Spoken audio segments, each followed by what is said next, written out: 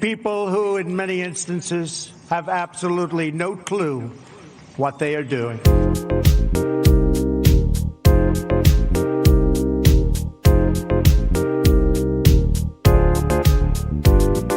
The Marxists, the anarchists, the looters, the agitators, the Marxists. Okay. It's episode All right. 141 of Inane Blather, the last and only unscripted podcast on the internet. It's true. Look it up. It's true. I mean, I'm sure if you ask some sort of AI module or whatever those machines are called, I think it's a nodule, like a AI, tumor. Yeah. some sort of AI grubunculus, then it will reassure you that yes, we are. But that's only as long as we keep up the facade that all of this isn't completely scripted. Every week, scripted. The whole thing. Every time I'm saying, You think we could be that good off the cuff? Come on, guys. Give me a break. Yeah, like we're gods or something over here. I know. But no, it doesn't really take much to sit and complain about all the different reasons why capitalism is bad.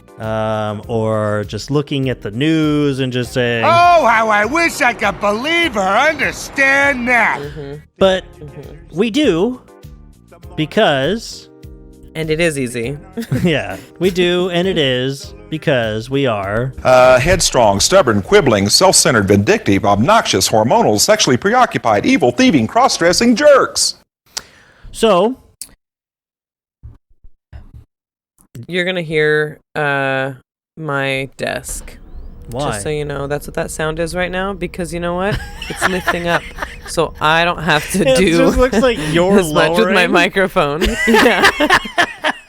It looks like a slow, like if you're lowering your chair, just slowly out of sight. Yeah, how are you liking the desk? I like it. It's a huge improvement to my other one. It was just too small. Like, I couldn't really sit very comfortably at it, and it didn't have like a big enough... Tell me about it. Like, You've seen my desk here. No. Exactly. It's like that. Yeah. But this one I can actually, like, you know, and I don't just sit there every once a week and do a little podcast at it, you know. Yeah, I you work work from from home. Exactly. So, like, having to sit and, like, type a lot and use my mouse a lot when there wasn't a lot of room, it was really like, this is like huge pain in the hurting ass. my wrist Yeah. and my Yeah, you get huge carpal pain in the tunnel. wrist and the elbow. Yeah. Yeah. So You can get a huge pain in the Really ass glad. sitting there in front of the computer all day, getting fucking know. hemorrhoids, you know? I know. You're telling me. That's what they never talk about, working Yeah. from home. Oh, man. One of the times that I tuned into Noah Sampson doing his stream raising money for Palestine, which was great. I hope that someone out there caught some of it. Hassan Piker was on there. A bunch of different people came on. I think Bad Empanada went on. I saw when Matt Lieb from Bad Hezbollah podcast went on there, and it was pretty funny. And he was like asking, he's like, "So hey, how are you doing this? You go to the bathroom? You do that?" But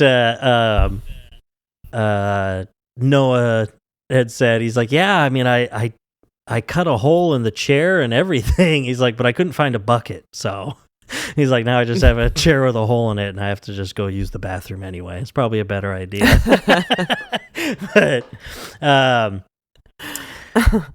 well, That's really let's funny. see. New things are happening in our life. Same things are happening in real life. My life is not real life. My life, a movie, right?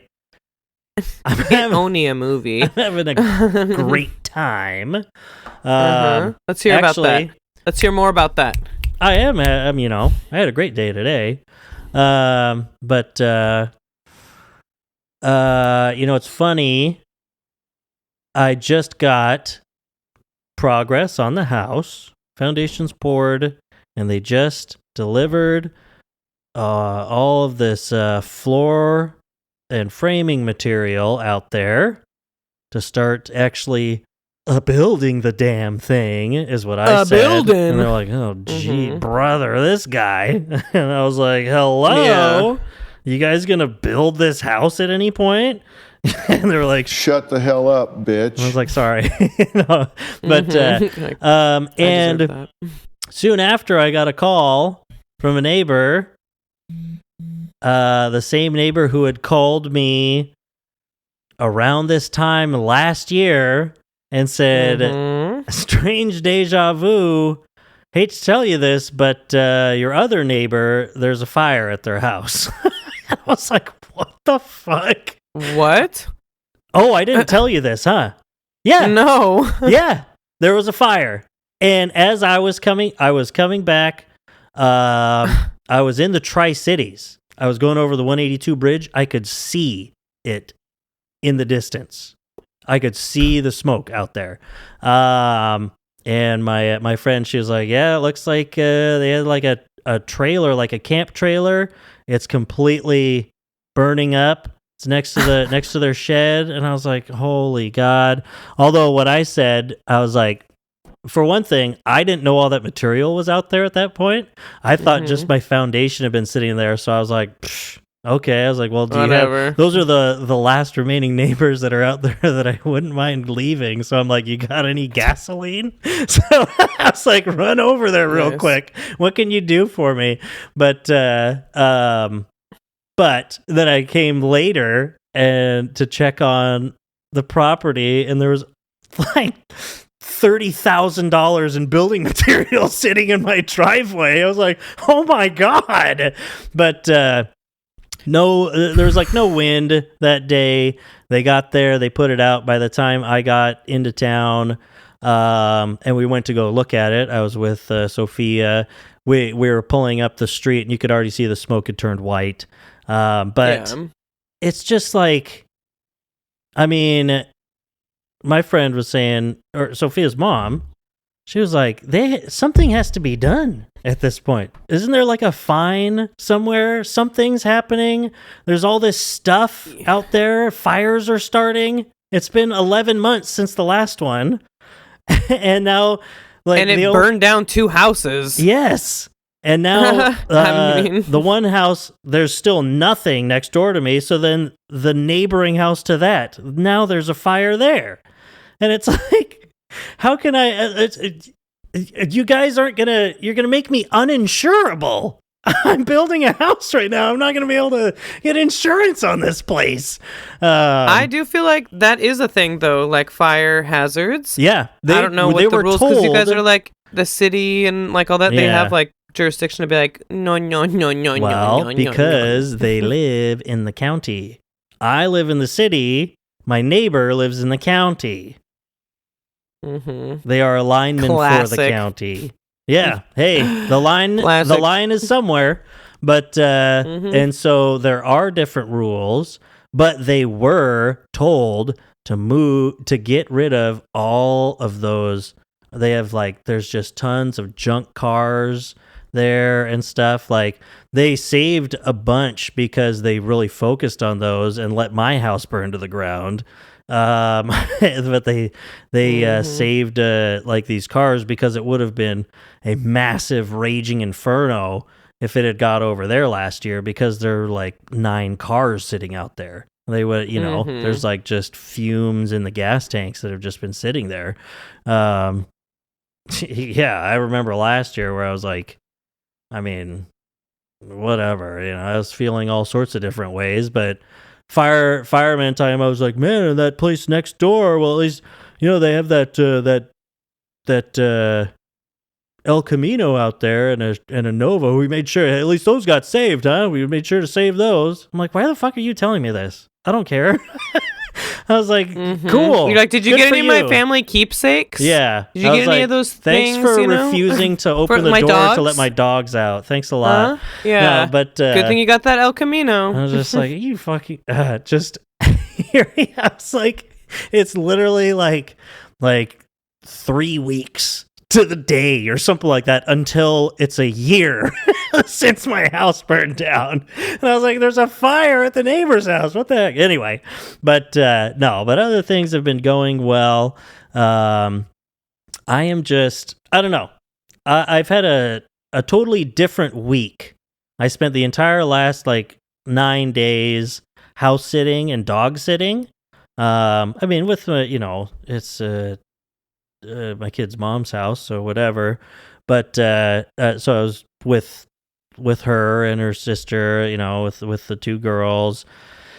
But was out of my own bed for a long time and commuting to work again and stuff. It was really interesting. But at the end of all of that, it's been Memorial Day weekend. It hit 91 degrees yesterday. Yeah. Damn. Yeah. Kiddo was playing in the friend's pool. And I just bought tickets to go down to Vegas this summer. We've got a thing lined up for the company party. We're going to go-kart racing, all sorts of stuff. It's just getting lined up. Fun. So that I can say, you know what? I'm going to treat yourself. We just, it's just like from Parks and Rec, treat yourself. Mm-hmm. And we just finished it yesterday, Sophia and I, last episode. So I think that really means something. Of what? Of Parks and Rec. Yeah. Oh, yeah. But that's, really meaningful. You've got, it means it's a life-changing thing. No, you've got your birthday coming up. So I do. I wish I could show these off better. I spent the weekend, let's see. For those of you who are just listening, well, whatever. There's a big... You can use your words to describe things on a podcast, No, I'm just kidding. It's a big, beautiful bouquet of flowers. Yes. It's really, really beautiful. Hard to describe it. Give it justice. Kelsey Do it justice, gave me. Yeah. Oh, it's got lupin in it. It's got peonies and irises. It's so beautiful. I think they're irie. Irie, yeah. And I just was over. Umberto and I went to hang with Kelsey over the weekend, kind of for my birthday. Shout out to Kelsey. Actually, Umberto and I on Saturday we went to a protest or a counter protest. Anyways, there was some Christian bullshit going on at one of the parks here in Seattle. It just is really? God, about go what? away! Of all. It's Abortion? anti-trans, anti-abortion. Oh, they had some guy come. He's comes from Spokane, and they were saying it. So we were over at the counter protest that was right over next to it. You can look up. Things got heated. People got arrested and stuff. Really? It was it just was what are you guys Christians? You don't have to be here. This park is in Capitol Hill in Seattle. It's called Cal Anderson Park. It's very, very obviously and sort of famously Capitol Hill, that area. Mm-hmm. It's gay. It is really it sucks. There's it's gay as this fuck. Place is no, gay. It's fake and gay. Yeah, it's Capitol Hill in Seattle. It's just where the fucking autonomous zone the was. gay bar is. And that's exactly right. That is where it was. And it just is that park in particular, it's been used for a lot of, Seattle does all this queer activism and kind of crap like that. And just the history of it, that's what it's known for. And then it's so what are you guys doing here, Christians? You're here, you're just what would you say? Go to a church. Yeah. Yeah. And I get that they're supposed to be, because that's what they were saying. People got bussed into this protest because it's all you people here in the audience, you don't live in fucking Capitol Hill. I'll tell you that much. Or whatever. Yeah. Maybe they live in the area, you but live in constant it really is fear you don't of really turning have people gay if you do. Yeah, you don't really see that kind of turnout for those kinds of causes too much in Seattle. If it was more I would see something like right wing, like Maybe that way, turning anti-vax. people out more than like Yeah. Or but or it was just straight it was just- fascism stuff. Yeah.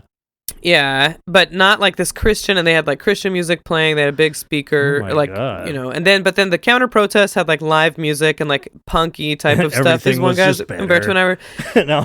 It was funny. Like the people were young, like leading the protests. A lot of trans people, and these one kids were like, "We're gonna play this song by Nirvana, but we've never practiced it together before, so here goes." Oh, And, like, really? That's funny. they were just like rocking out, and there's like speeches and like a little communist leader up there giving a speech, and there were people surrounding the Christian area, so they were like this was happening in the same park. It was super loud.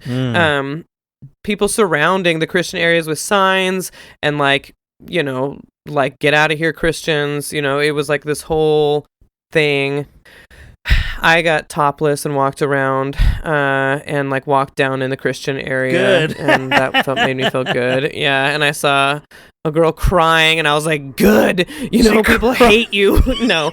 Oh, No, I just saw like it. They crying were, because you were tensions topless? were like, She was like, no, Yeah, no, maybe, no. yeah. The no, world. tensions were definitely high, and I could feel it too. Like I was in kind of a bad mood. I just kind of woke up just like in a bad, Ready to like, I don't know, fight. period. Kind of just like irritable. Umberto and I went to the gym, and I was just like sluggish and like not really. And so then we walked up there, and it was like once we were at the park, and like all this energy, like you could hear. Like it's like the Christian music, and then you go closer and it's like all this like rock music being played and just like people shouting. And Yeah. I was like, wow. this is just what I needed, actually. Yeah, It was like exactly. really, really intense. And I was like, I can totally see how things get out of hand because the energy is like, it's like palpable around you. Like, and you want to be antagonistic too. I wanted yeah. to go, and I did that with my top. I was like, your music fucking sucks. Like, just turn it down. Your music's Whatever, bad but and you should feel bad. they had cops lining the whole thing, like guards and stuff. And then there's some videos you'll see the Seattle PD. We were just like, Umberto and I left and had something to eat, walked around and came back and Dang, kind of I'm sat so near the slow edge on of the these. park. This Sorry. is the worst music And- I've ever heard. Honestly, this is like truly offensive. Yeah.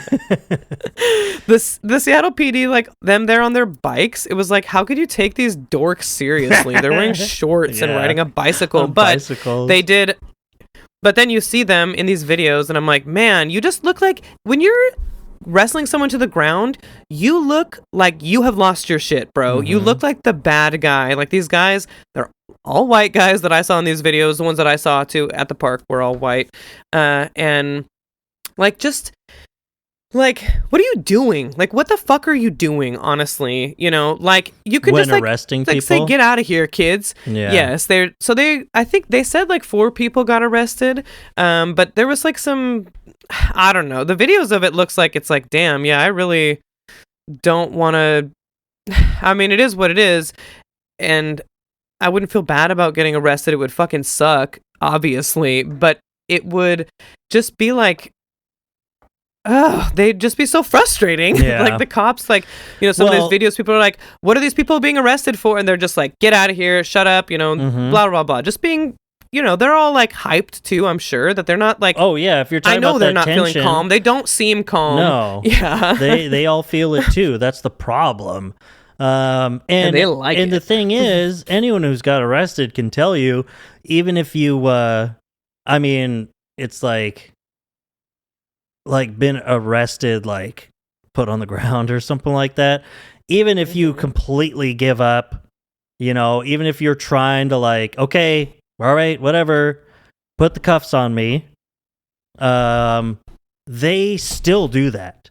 They still just wrench Yeah. you around. Power tripping. They do. And it's like, I mean, I was going to say, every time, because it's been multiple times for me, I've been in handcuffs, and it's like, calm the fuck down. You have you're me in like handcuffs right not now. helping. Like, what is the point Totally. of this? Like, it's just so ridiculous. Like, the only time it ever was not like that was the first time I ever got arrested. I was 18 years old, and because he didn't put handcuffs on me. Because and I was cooperative, like other times when I was cooperative, but he just made me sit down on the curb and have my hands visible kind of thing. And it was like, and then the next time being cooperative and then just getting wrenched around, and it's like, and handcuffs hurt anyway.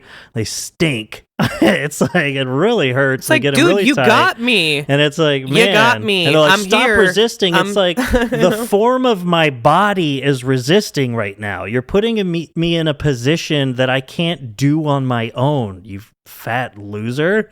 God. But, if those protests, like you're saying, kind of out of place in Capitol Hill, maybe they thought they were going into the belly of the beast, they're coming in, or maybe they were busting. Definitely. We could ask, we got another email from Think PR.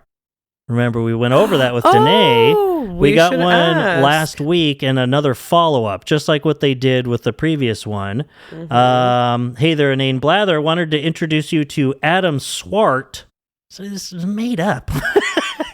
Adam Swart, founder of Crowds on Demand, the original paid protesting firm. Adam has unique insider knowledge of how modern protests are really built, funded, and used as tools of media manipulation and political pressure. He's not a conservative, but he's no longer accepted on the left either. Oh, yeah. I'm sure, pal. A lifelong liberal, Adam now considers himself, quote, not liberal enough, and calls the left the, quote, party of tantrums. He is a strong advocate. He definitely sounds like a lifelong liberal. Yeah, he's a strong advocate for free speech and due process, and he's now exposing how elite donors and foreign actors are using protest optics to target the right and manipulate the national narrative. He's recently gone viral, 4+ million views. Ooh, and they accidentally included the L on viral in their hyperlink. It's just weirding me out. And his insights are hitting a nerve. I want to see what this gone viral thing is. You sleep at night. I would not do your job. I do not like it. So people can literally call your company and get a bunch of this is on OAN. So it's like, that's the thing. They're like, he's like, see, they pay for these protests. Look, I made this protesting firm where people can pay for it. It's a thing. It's like, that's sick. That's you. It's like, what? They can't keep getting away with this. I don't get it. You need to protest, and I know just the place to call. This is what the left does because I was a lifelong liberal and I run this paid protesting firm. Now that I'm not a liberal. What does this prove? What are you talking about? So I would love to see the proof too, like show how me the it's proof, like dumbass. They always, it really is like you have to have some pretty serious tax stuff to back this up, like to be able to pay people like that, or what? Oh, you just giving them cash? Okay, like where's the bank statement Where or anything is like all that? the Otherwise, cash? what you're doing? All of and these if you're people giving have cash in their pockets. That's fucking illegal. Yeah. You can't. They have to be able to. Like, that's income, you're not, like, taxes are not being paid if it's not cash. There is, like, a paper trail, right, for all of these millions of dollars paying people to be paid protesters and all that. I would love to see the proof. That's why we're inviting him on. Protests on demand. He is the paper trail. We can bring him on. He's got these talking points. Protests aren't grassroots. Even though, like, you just went to a protest. I've been to a protest here. One of my friends did that counter protest, like she was putting it on, or they were like people I knew did that grassroots. They're funded through layers of nonprofits to hide the money trail. What does this mean? What are you talking about? It still has to end up in the protesters' hands. That last nonprofit or whatever you're doing here, someone's paying it. There's a paper trail. Yes. Foreign fingerprints. Says Iranian-backed talking points are showing up in campus protests like Super UW. What is that? Super UW. I don't know. Yeah, it's like, wow, what a huge grassroots protest, I guess. Super UW. Never heard of it. Hands off our students at the University of Washington. Yeah, I was like, what is it? The UW? But I've never heard Super UW. This is at UW, and I've never heard of it. Okay, here's their Twitter. To exist is to resist. Students United for Palestinian Equality and Return. U of Washington students dedicated to liberation and justice for the Palestinian people. Seattle, Washington. Here, I'm going to give them a quick follow. Some guys got arrested at University of Washington. It was like a whole deal. They took over a building and stuff. That's why, they say, tell UW, hands off our students, drop the charges and suspensions. They don't tweet a lot. I mean, that's usually not the number one way that these places do it. But still, and he says, so that campus protest is Iranian-backed, sorry. But they would say Iranian, so. Anti-Trump strategy. Oh, man. The hands-off protests are meant to damage Trump through optics, not policy. Oh my God! A protest is for optics, not policy. That's crazy. A protest is for optics. God. Man, this guy is he's smart. What, to send a message of some kind? Media manipulation. I never even thought about that. Another one, media manipulation. These campaigns are engineered to go viral and shape public perception. Yes, it's a protest. Like, what are you, like, you are just, like, AI reading, like, what a protest does? Like, literally. Like, yeah, you're just describing, like, one area of, like, activism or whatever for causes is, like, getting people to know about it. This is from Kristen Davis, again, the CEO. Good old Kristen Davis. She doesn't really got going on. Let me know if you'd like to have Adam on. He's one of the only voices who can explain what's really going on behind the scenes. So 2 days ago, they followed up, just following up on my note about Adam Swart, founder of Crowds on Demand, and even saying that he's the original architect of paid protests. So that's the entire thing, is him just being like, just claiming that he's the one that's been doing the paid protests. Like, number one. And now he's like, what? He's like some undercover guy. He's saying like, well, I'm not left enough anymore, so I don't like them. Now I can tell you what we've really been doing. Back when I was a Democrat or whatever, but I'm not a conservative. I just like free speech. Okay. But they sure do hate Trump, huh? Unnecessarily. And if you, and you know what?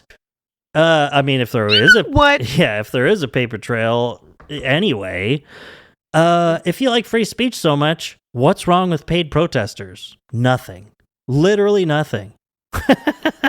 If you're so into free speech, then, I mean, the problem with it is money shaping policy. That's what it is. It's just another example of rich people that being able to make something look grassroots. And it's like, and that, I mean, if it's not paid protests, it's something else. That's been going on for so long now. That's why right-wing think tanks were created.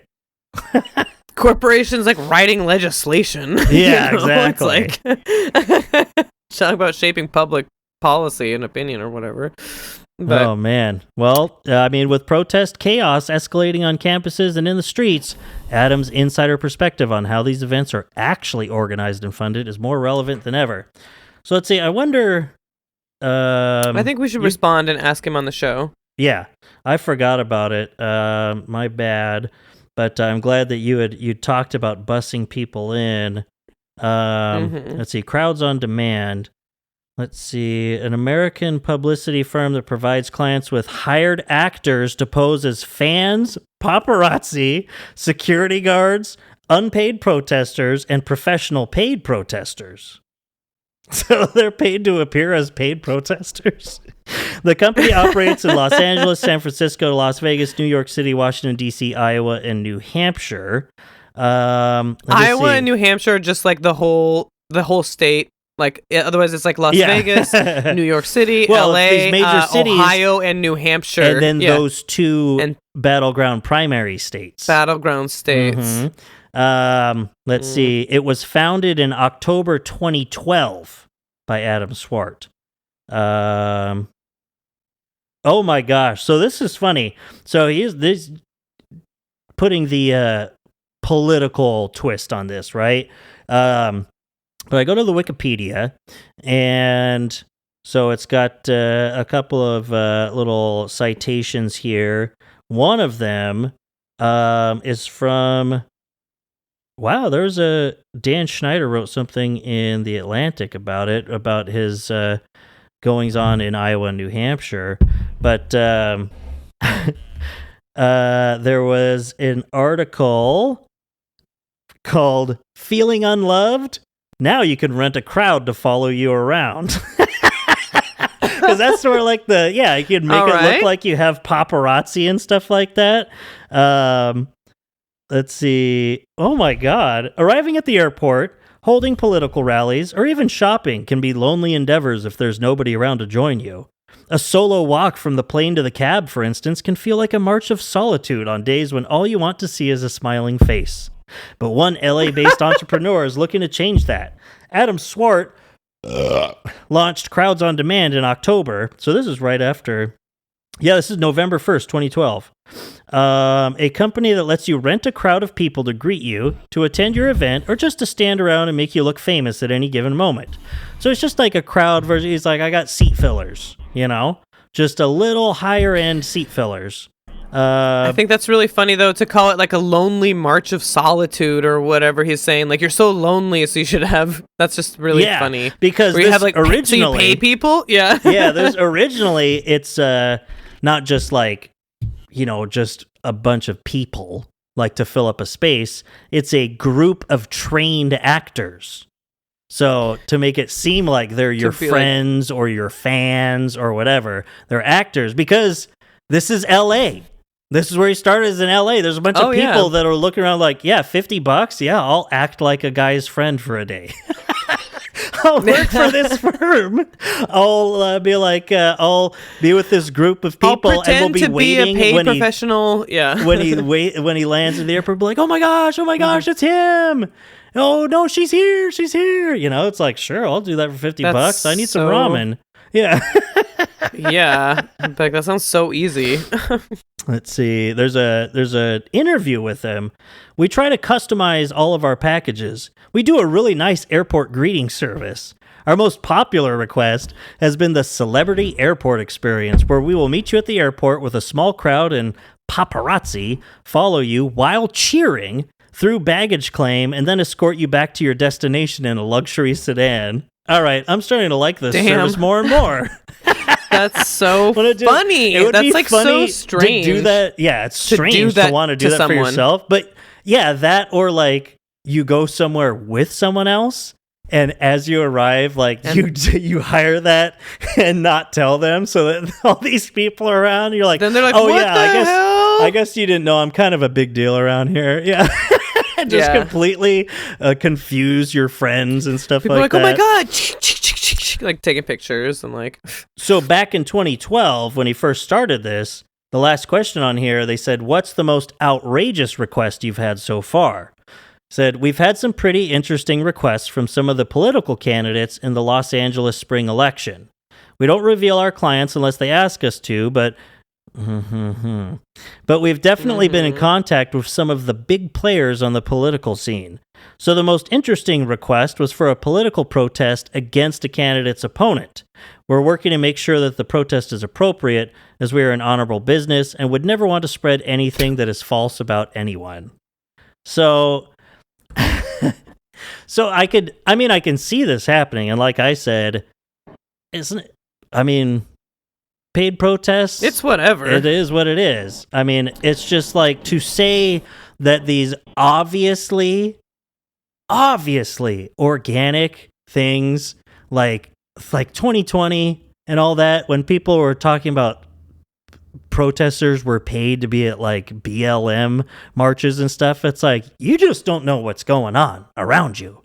Like, you just don't understand the world around you if you think that's the case, because people don't need to be paid to be here. They want to be here. People are really upset. Hello? People have been upset for different reasons. Like, why do you think we voted Donald Trump in 2016? There's waves of people feeling unheard, right? And it's like, that's how this works. But it's like, I can totally see, like, yeah, you're doing like a mayoral race or something like that, or maybe something bigger or something smaller. But and it's like, I can't have like an echoing, like, oh, this night coming up, it looks like we're not going to have a lot of people here, and so for optics, they just fill the room with some people. Sure. Like, usually before, you would just have to have some sort of marketing strategy to be like, well, we're going to have to like give out free dinners or something like that. We're going to have to spend money on something else that'll just bring people in, whether they like us or not. Yeah, we're giving out t-shirts. Free hat. That's like South Park. Free hat.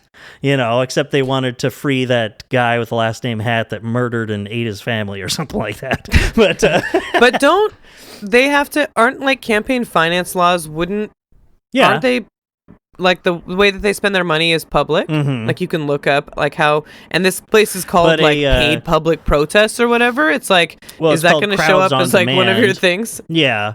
Or whatever. But but like a PAC, I'm sure is totally different. You'd have to look into what That's true. PACs and super PACs are spending their monies on, stuff like that. Or, I mean, it's probably a great way around finance laws and stuff. Some donor, they hit their limit, and then they just, well, you know, they decided to rent some friends for the day, but they're really paying crowds on demand to fill up the guy who's running for the judge seat that they want in, that they donated to, and that they're stumping for. They want to make sure that that's all filled up, you know, stuff like that. But it's like, yeah, but that's like campaigning though. Like, I can see all this stuff happening, campaigning, no matter how fucking stupid it is. Like, I can see it. I don't think it would be that common, but protests? Seems like it would be expensive. It seems like it would be way too expensive for the outcome what's your of it. What's your ROI here? Like, how is this gonna work? And especially if you started this company 13 years ago, like, especially small races, they don't have like, even if it's like, I mean, maybe that's a big city, that's a big mayor's race, like, there's, you know, maybe some money in that, of course, but it's like, I don't know, you guys must be like dirt cheap, or like, just request a quote. I just feel like it wouldn't be like worthwhile to do that. But what I was thinking was, it would be worth, like, I could totally see influencers doing that, like paying people to like hype them up and stuff to like get some clout, you know, and like record it and be like, oh my gosh, you know. I think like that's a thing that would make that makes sense to that makes sense to me. The political stuff, but still totally. And it is funny for them to be like, we want to be on the right side. It's like, well, then you should just like not do political stuff. You shouldn't.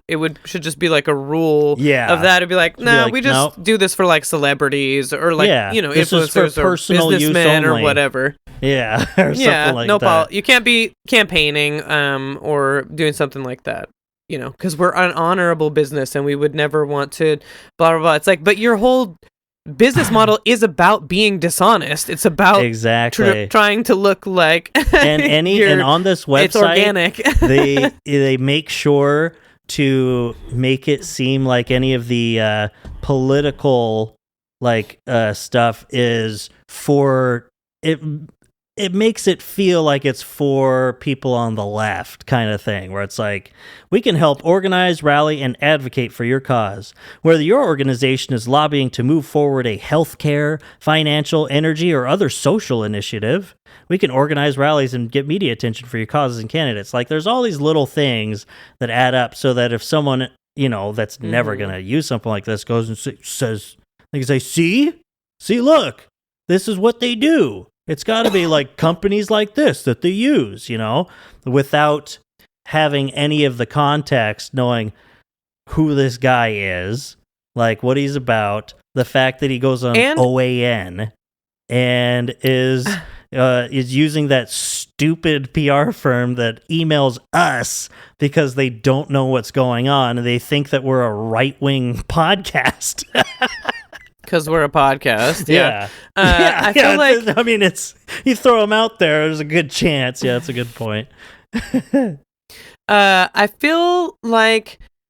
What was I going to say about this? I just had I really wanted to get this thought out. Damn it. Sorry. Well, whatever. Ugh. No, it's okay. Was...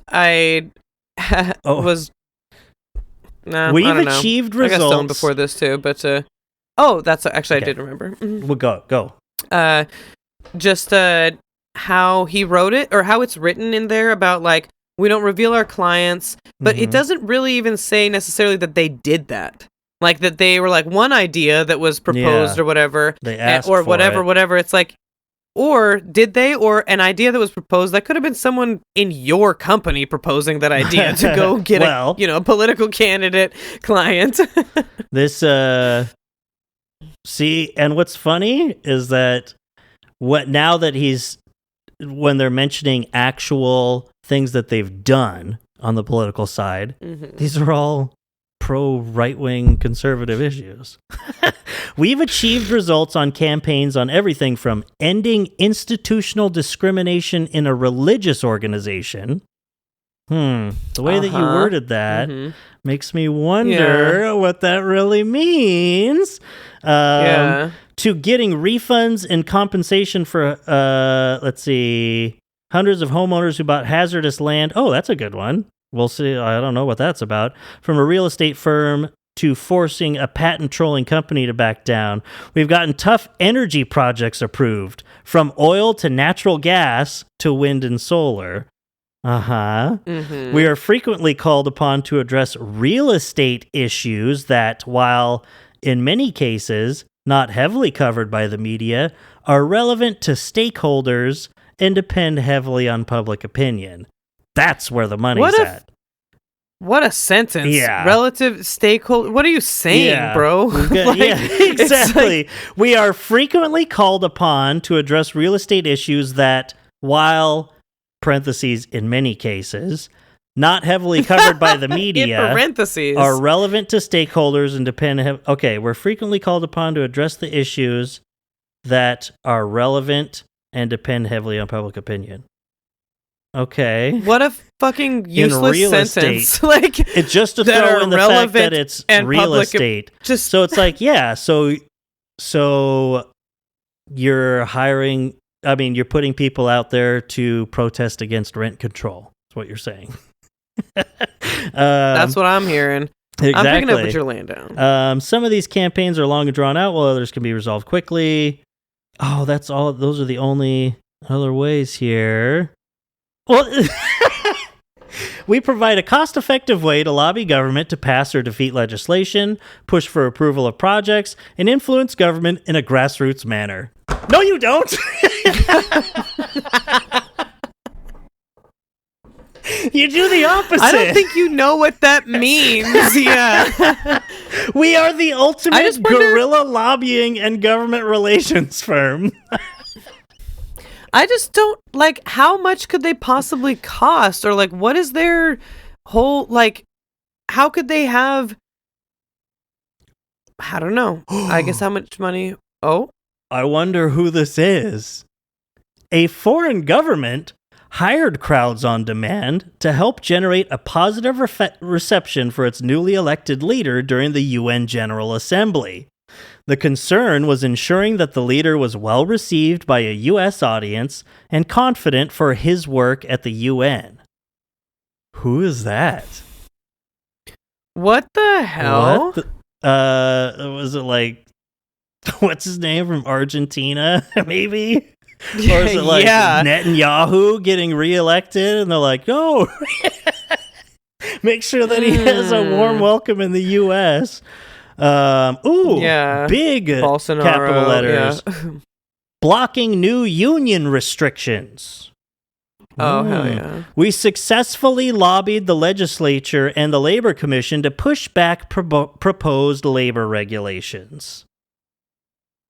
Crowds on Demand was hired by multiple large non-union firms to push back against new regulations in a deeply labor-friendly state. They say like it's a bad thing. See, bad thing. Just labor-friendly? All of these things that you're listing, it's like none of these are like the like what you're implying that you're about like you're too campus liberal. protests. Oh, you were that's what. Yeah, you're not liberal enough. Yeah, look at how I'm a lifelong liberal. Look at me. God. I hate unions. You know, I like this is this is a weird one because it's like blocking union restrictions, justice for victims of deceptive home sales, crippling a child molester owned business. What the hell? Crowds on Demand was hired by the competitor of a large manufacturing business owned by a convicted child molester to cripple his operations. Cancel culture. Am I right, folks? Wow. We deployed protesters with signs to the headquarters of all clients and complemented that with a strong phone banking operation. We even found the phone number of one of the client's rabbis and used the rabbi to reach the client to tell him to stop doing business with the child molester. Within 3 weeks, all his largest clients had left him, and he sold the business to our client for 5% of its previous value. Holy shit! And you just put that on your website, huh? You're the good guy here? That you think that what you do is like... I'm not saying that I want a child molester to have a successful business. But like, what? But I'm saying, like, business what operations the hell? are those? This is a success story of yours? This is what you're, like, open to telling people moly. about? That is wild. Damn, I was not expecting that. No, neither was I. Dang, and like we reached his rabbi. We did this.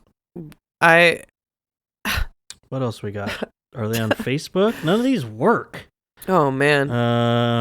Let's see. What is this supposed to go to? Oh, they just don't link it correctly. Oh my god!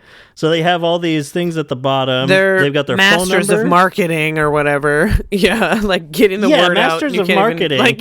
They have their phone number, their 800 number, and then they have like the little icons: Facebook, X, Pinterest, LinkedIn, and Reddit. Instagram. But each one of those is literally. I mean, you just look if you want to copy the link. It's just a link to those websites. To Instagram, or whatever. Yes. Yeah. This one is just, let's see, is just facebook.com. Helpful. Let's see. Helpful. Let me search for you there. So, speaking of also, let's see, Crowds on Demand. I want to see this here. If they're, Adam Swart. Swart. Holy shit. Like a wart. Supposedly, I don't know, this is just from some random guy, and he linked to it. He said it's called Crowds on Demand. You can get protesters, demonstrators, cheering fans, whatever you need. $20,000 minimum fee. That's what I'm saying. Well, That's what I'm like. This is Twitter now. Yeah, leftists are gonna drop $20,000 on some like paid protesters for Palestinian. Anything. And it's like, what? You think I have $20,000 to get some people there for like be pro-Palestinian? Yeah. I guess they just don't believe that people can be, like you're saying, like real believers in the cause. Yeah. It's like people don't need a reason. It's like, because if they had $20,000 to do that, that would be donated to causes that are helping Palestine. feed people. Yeah, exactly. But Yeah, it was just funny because I just saw the tweet, and it's like, well, it's Twitter now. It's like, it's called Crowds on Demand. You can get a $20,000 minimum fee. So I click it. First reply, he's Jewish. Like, this website is so bad now. It's so horrible. Wow. We need to expel Bolsheviks again. Oh my God. All of these are just talking about Jews. Holy shit. What is it? Because they think that George Soros is paying for it or something? No, I mean, that's just like, just run-of-the-mill, typical, like, Nazi anti-Semitism, just that the Jews are who shape the public perception and get, that's why all these causes, they're behind everyone being gay and social justice and blah, blah, blah, to tear apart the social fabric and bring the country to its knees so that they'd be in charge. For what? Yeah. So that they're in control. But it's like, but wouldn't they already be? Yeah, aren't they already like in their definition of it? Yeah, exactly. So why would they do it That's more fascism. to do that? They're both weak and strong. They're everything at the same time. Everything is dissonant, short no matter and tall. what. Yeah, hot and they're cold. Yes, they're no. In then they're out. Up then they're in down. and they're out. Mm-hmm. Wrong, then they're right. So they don't like them. Yeah. But another with protests and stuff like that. We had Natalie. Comment period, which will end at 3:07. So when we get to 3:07, we will end public comment. No, I was just playing some of the audio from when Natalie spoke in front of the Seattle City Council this past week. I did. How did that go? I did. How much did you get paid? Tensions. Yeah, I know. It's like, well, actually, I was because I was working. Yeah. But you weren't one of those protesters yelling in there. But they did that after every person who commented. Tensions were high. Tensions are high over here. The Seattle City Council is trying to roll back some ethics thing that is just like, and it's been so fucking annoying for it to go so long now. Like they finally moved it out of committee, and now we're gonna have a full vote, like a council vote on it on the 3rd or whatever. And it's like, how many fucking meetings do you have to take up with this? Man, I'm talking especially about... when everyone... you were watching it too. I watched that and I was like, obviously you can't vote yes on this. Like, your constituents will burn your house down. No one wants this. That's what it's like. And there's other... Like, I felt bad for this... There's this kiosk issue downtown that they're like, there's like 2 things on the docket. This ethics thing that they're that's what they're discussing at this meeting, and there's also these kiosks that go like on the sidewalks that are like little touch screen. You can like find wayfinding. You can find restaurants around for tourists and stuff. Yeah. So they want the Seattle Business map, Association, but it's digital kiosk. Yeah.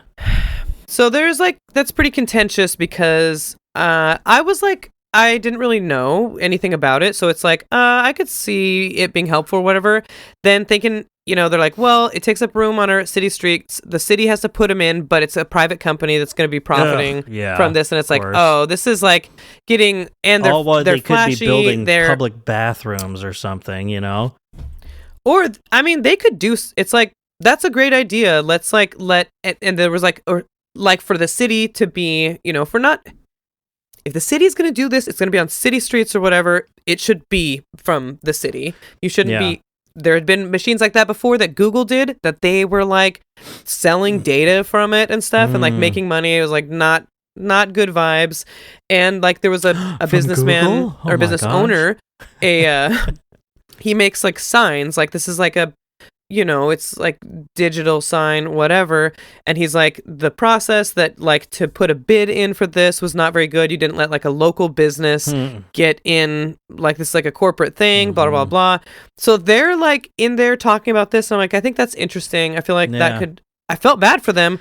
And they have a good point. And I get these other, but they have a good point. And then Workers Strike Back is, worker strike back is there, and I was saying I totally understand and I agree with them, and they're angry and they're shouting, and that is cool, but then it's also like, well, it is disruptive, and I get that it's supposed to be disruptive, but there are other people here who deserve the opportunity to speak to their city council as well. Yeah. About other issues that's what it's here for. And not necessarily, I'm like, I don't know if it's, I'm not saying they shouldn't do it. I'm saying I don't know about, strategically. It's like, I think protesting outside of City Hall and then just coming in for like some very like kind of basic testimony after testimony after testimony would maybe be a little bit more effective. Like maybe be taken a little bit more. It was what struck serious, me. Or whatever. Yeah. I'm not saying it's the line of people saying the same things in different, very eloquent, awesome ways, telling, and for people that don't know, telling the Seattle City Council that they are not in support of them rolling back and changing their ethics guidelines. Because so they can vote on they? Things that they have.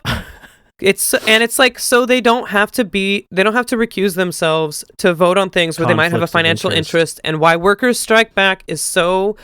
And like a bunch of these groups are like tenants' rights groups, because there is a vote coming up about this moratorium on tenants being like evictions not happening in wintertime. That's like a protection that's in place right now. There's like some things that they can vote on. 3 city council members are landlords. And their argument is really like, one of them, the councilwoman that put forward this proposition is a landlord, and even straight up said I have to look out for like the landlord constituents in Seattle, and it's like they need to be represented. Bitch, I can't even tell you how much people hate hearing that. Like really, really hate. Like shut up. Like Kathy I can't Moore, even believe right? you would say something like that. Because that's in that little clip that I was playing. That's who they're yelling about. Kathy Moore. Yes. Yeah, exactly. She's the one that put it forward, and they're just, saying like,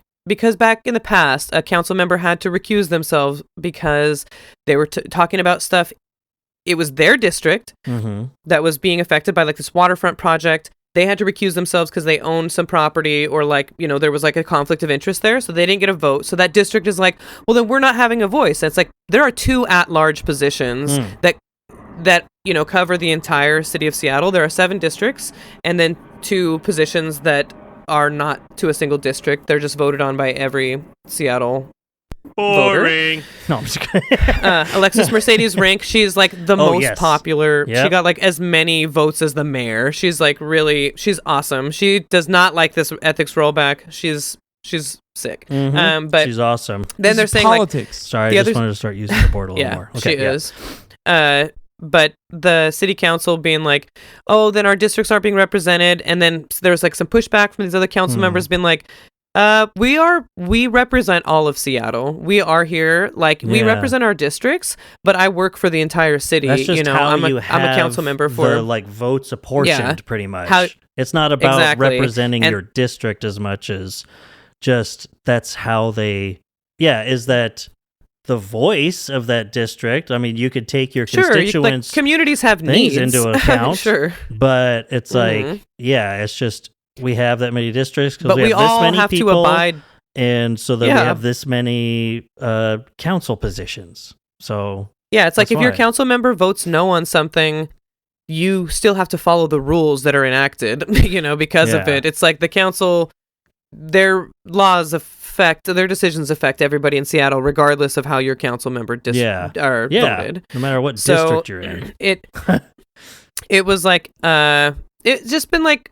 contentious. It's really like, are you guys serious? Like every other city on the West Coast has this kind of ethics law in place. We've had it since the 80s here in Washington. It just is. It's just such an unnecessary waste of time. When again, and it's an you have people obvious, talking about like who would be, what constituents would be. Did you campaign on this? Yeah. Did you campaign on saying you want to roll this back? And it was like, it came from like the Seattle Elections and Ethics Committee is like another independent thing. He was saying like the SEEK. But what I've heard, the inside scoop of this is that they were just the ethics commission asking people, telling people they had to recuse themselves. They were getting some heat for it because then council members couldn't vote on these things. And it's like, I don't really give a shit if people don't like your decision to make someone recuse themselves. Quit your fucking job then. Yeah. If you can't handle If you have like so some many pushback, conflicts of interest, what are you for one doing thing. sitting? Well, the ethics commission, it's like if you getting pushed the back. ethics commission, they don't they don't like it, and it's like you're sitting on an ethics, like you're the president or this whatever the But executive I don't wanna director ruffle of any this feathers. commission. It's like you're talking about ethics here. You better have like a strong sort of sense of purpose and exactly the city council. If I was talking by myself instead of representing my organization, I would have said, there's a very easy way to make sure you don't have any conflicts of interest, and that's to not be a landlord. It's to not be a business owner. You make $140,000 a year. You don't need another job. And if you don't want to do that, don't be a city council member. Yeah. Go be a landlord. Go be a business owner. You're fine. We don't need... Yeah. You'll be fine. You can be a landlord once you're done. But, unless... then maybe there would be some rules in place that landlords would have to follow. And I guess you probably don't want that because you want to be a landlord. I say no landlords in government, in elected official positions. And that's... I would die on that hill. Yeah, and I'll campaign on it. Well, and we could say transparent democracy, not protections, okay, let's see here. Position to the new proposal concerning the Seattle Ethics Code. Democracy is about having our voices heard, and so far, I have yet to hear a single voice in favor of this proposal. And I know hundreds of people have emailed the council in opposition. Seattle should be continuing its leadership in modeling a just and transparent democracy, not rolling back protections, especially during times like this. It harms transparency and democracy and erodes public trust. These ethical standards are already working and have been working for decades, so please put democracy into practice, hear the voices of your constituents, and maintain the safeguards that are already in place and have already been working for Seattle voters. Please withdraw this unnecessary proposal. Thank you for your time. Thank you. Yeah, you got some claps and everything. Yeah. That's when they started. I feel like list of our public comment. Oh, it was so 307. loud in there. I'm was sure. so loud. Like, I feel like that's what, I can understand. People are up there yelling. People are up there, shame on you, shame, shame, shame. And I'm like, I 100% agree or whatever. But also, or whatever. They kind of don't give a shit what you think because they know that they don't have your vote. They just do not care at all. You're not a constituent that they're worried about, I would say. But I feel like it's about optics. That's why it is, and that's what I think staging a protest outside and having some more the public at large seeing it. Yeah.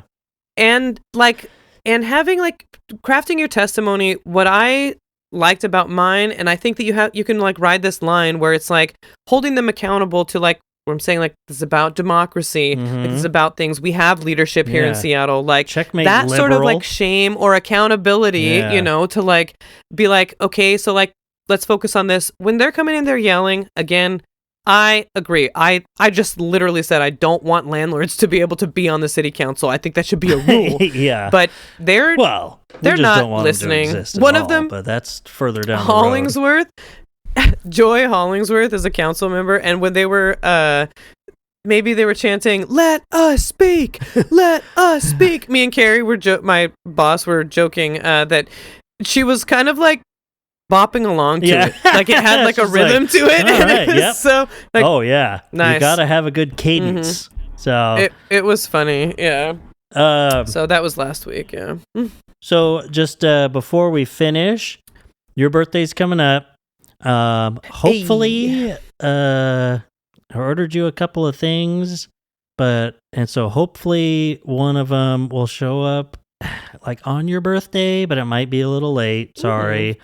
And there were no gift wrap options. Sorry. But also, I wrote on top of here, shout out to Clueless Ron. Happy late birthday. His birthday was last week. Clueless Ron? Fellow I didn't have any RM idea. Brownhead. I guess you could say I was Clueless. Natalie. Yeah. And scene. But yeah. Yeah, sorry. That was, and I don't say this lightly, worse than 100 September 11th. One thing to think of while we go, and maybe the the listening community at large can give me some feedback on this. You know how it's like, at least for me, it can be like really hard to understand like Scottish people, like even if they're speaking English, right? Like I'm watching Black Mirror or something, like I have to put on the subtitles. Straight up, you know, I can't understand. Or people watch Peaky Blinders, even not even like Scottish or something. Put on subtitles. Peaky Blinders. But so even though they're speaking English, the accent is so much different that it's really hard to understand. Does that work in the opposite direction? Is it tough for them to understand us because of our American accent sometimes? No. Yes. So depends on who. Southern people, I would say maybe. Like some people from like. But is it like, is our accent maybe some areas really in the Northeast? a lack of accent then? Like people in the Pacific, is it like it's just my accent is speaking clearly? Oh God! Yeah, we articulate a lot. We articulate. I would say boring. What I would say is cool. Yeah, I would say maybe people down south, they're a little bit cooler. People maybe some accents. Yeah, I would say they have like a brogue or whatever. You know, they do have like this thick accent that because they came from speaking another language for a long time though, so that it like developed into English in that way. It's like it's Scottish, you know. It's not like Welsh people or like British. Yeah, British you know, like English, and then we speak like American English. We, you know, we're really good at speaking American English. I would say it just is like it's really it's really clear. Yeah, and like you know, it just is. Dude, I wonder if they ever have a hard time understanding each other then. So if it's easy for them to understand us because our accent includes like further clarity in enunciation is just part of it, then is it also, do some Scottish people have to be like, I gotta put the fucking subtitles on, I can't understand what they're saying on Black Mirror? It's like, this is how you talk. I don't know, there's people some Southerners I think can be hard to understand. Sure, they can really it's really I have a friend but they here. Understand each other, but I'm like, damn, like you're really, really easing off the end of your words. Yeah, you know? Just kind of. Like, am I supposed to fill that in myself? Yeah. But yeah, we have an accent that really just tells the whole rest of the world everyone is stupid except me, and that's the Pacific Northwest for you. But oh yeah. Okay, well, I love you. I will bye. No. I'll see if we can get some response from Kristen Davis and what's his name? Swart. Oh yeah. Mr. Swart. Oh yeah. Mr. Swart. And how do you do, Mr. Ask Swart? him if we can fill up a live podcast audience for when we go live. But shout out to RM Brown, our Lord and Savior. You know, and wow, you guys are a bunch of cowards. Shout out to RM Brown and all of you psychotic, deranged, cultist liars. And shout out to Amanda. Shout out to Kelsey. Shout out to Discontent Provider. Everyone. Don't give me shit. All right. Okay. I can't do everyone every You're time. included. All right. Yeah. We have too many listeners. Except for you, and you know who you are. Stop listening. We're not talking to you. No, not you. You. Yeah. Yeah. No. We love you. Yeah. For the other one, who knows? I know you know. Stop. Okay. Yeah. Right. Well, I love you. Bye. Okay. Bye.